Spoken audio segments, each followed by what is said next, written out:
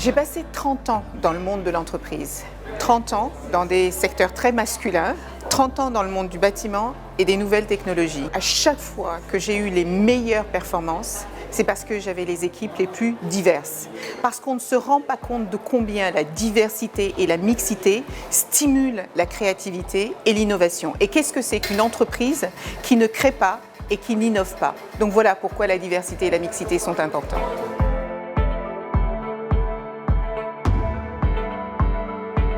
Puisque je suis ministre de l'égalité entre les femmes et les hommes, je vais vous parler de ce sujet parce que je rappelle juste que les femmes, c'est 52% de la population mondiale et de la population en France. Je vais commencer par l'index égalité professionnelle qui a été mis en place en 2018 par Muriel Pénicaud. C'est un index qui, pour la première fois, permet aux entreprises de publier les résultats sur l'égalité entre les femmes et les hommes en leur sein. On se rend compte que cet outil est extrêmement important pour l'attractivité des talents parce qu'on a envie de voir les valeurs des entreprises dans lesquelles on travaille. On a envie de voir au-delà des paroles, dans les actes, comment les choses se traduisent. Et je vois des femmes qui me disent, maintenant, je regarde la note de l'entreprise pour pouvoir savoir si véritablement je pourrais me développer en son sein. Ensuite, il y a la question du congé paternité. On ne se rend pas compte, mais le fait de doubler le congé paternité, de passer de 14 à 28 jours, c'est permettre d'abord aux femmes de mieux vivre leur maternité parce qu'elles vont être davantage aidées par les papas. Et c'est aussi donner aux pères la possibilité de vivre leur paternité dès les premiers jours parce qu'on sait combien ces temps-là passent vite. Et donc cet équilibre-là va aussi favoriser l'épanouissement professionnel des deux parents. Et puis le troisième élément, eh bien, c'est une proposition de loi qui est portée aujourd'hui par Marie-Pierre Rixain, qui est la présidente de la délégation du droit des femmes à l'Assemblée nationale, ainsi que Christophe Castaner, qui est le président du groupe majoritaire, qui couvre tous les aspects concernant l'émancipation économique et professionnelle des femmes. Pour la première fois, on va toucher aux trois aspects critiques de la situation des femmes dans l'entreprise, à savoir la précarité, parce qu'on sait que les femmes occupent les métiers les plus précaires dans l'entreprise aujourd'hui. On sait qu'elles sont les moins payées. Il y a des écarts entre 9 et 27% d'écart salarial. 9% quand vous avez les mêmes responsabilités, quand vous avez le même diplôme et la même expérience. Donc c'est une injustice qui est insupportable.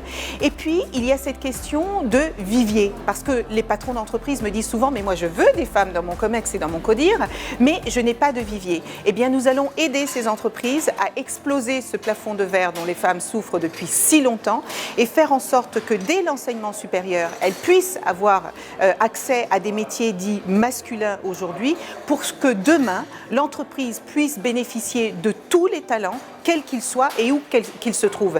Et j'énonce la troisième partie qui pour moi est essentielle, c'est l'entrepreneuriat féminin. En ayant 30% de femmes dans les comités d'investissement, nous espérons qu'enfin les femmes, les entreprises créées par des femmes seront autant financées que les entreprises créées par des hommes. Et je ne vous ai même pas parlé de cette aide que nous allons apporter aux familles monoparentales. 85% des familles monoparentales sont portées par des femmes.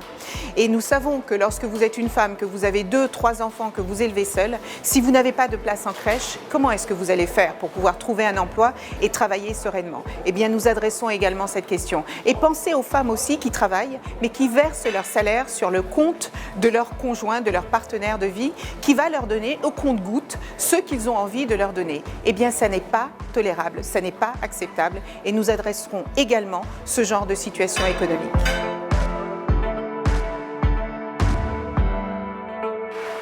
Certaines analyses disent que nous avons reculé de 30 ans sur le droit des femmes pendant cette crise sanitaire. 30 ans. Des droits qui ont été acquis de haute lutte, qui ont été balayés d'un revers de la main par cette crise sanitaire. Pourquoi?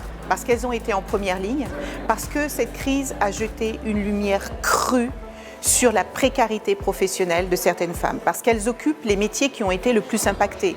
Le tourisme, le secteur de l'éducation, le secteur de la santé, le secteur de la propreté, tous ces secteurs qui sont mal payés, mal reconnues, mal considérées. Et même si l'État a fait des efforts considérables, Olivier Véran a augmenté considérablement le salaire des personnels du soin, parce qu'il y a quand même 80% de femmes dans le soin, dans les EHPAD, eh bien ce sont encore des métiers qui aujourd'hui ne sont pas considérés comme essentiels, mais la crise a mis la lumière sur ces métiers et on se rend bien compte qu'il eût été difficile de fonctionner normalement sans ces métiers-là.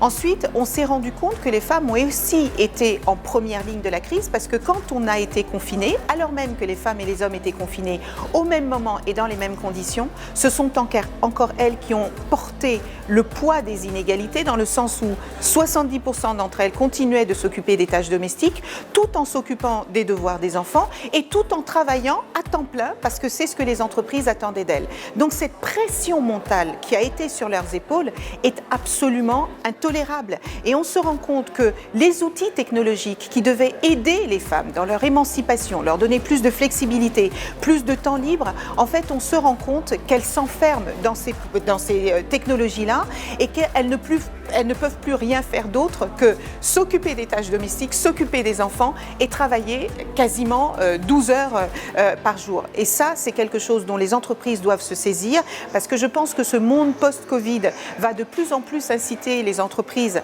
à utiliser ce type de fonctionnement et il faut penser à la situation des femmes dans ce monde post-Covid. Et on a vu certains pays conservateurs grignoter des droits fondamentaux, je pense notamment aux droits sexuels et reproductifs, je vais nommer la Pologne, je vais nommer la Russie, et ça n'est pas tolérable. Il n'est pas tolérable qu'en 2021, les femmes ne puissent pas disposer de leur corps. Et je vais mentionner un point également essentiel. On ne peut pas parler d'égalité entre les femmes et les hommes si tous les 2-3 jours dans notre pays, des femmes meurent sous les coups de leur conjoint ou de leur ex-conjoint. Et les derniers assassinats absolument horribles qui ont eu lieu à Mérignac ou encore cette pauvre Stéphanie le week-end passé montrent que l'atrocité des violences faites aux femmes doit maintenant cesser. Et notre gouvernement, notamment au travers des Grenelles de violences conjugales, qui a décidé de 46 mesures pour protéger les femmes, ne cédera rien.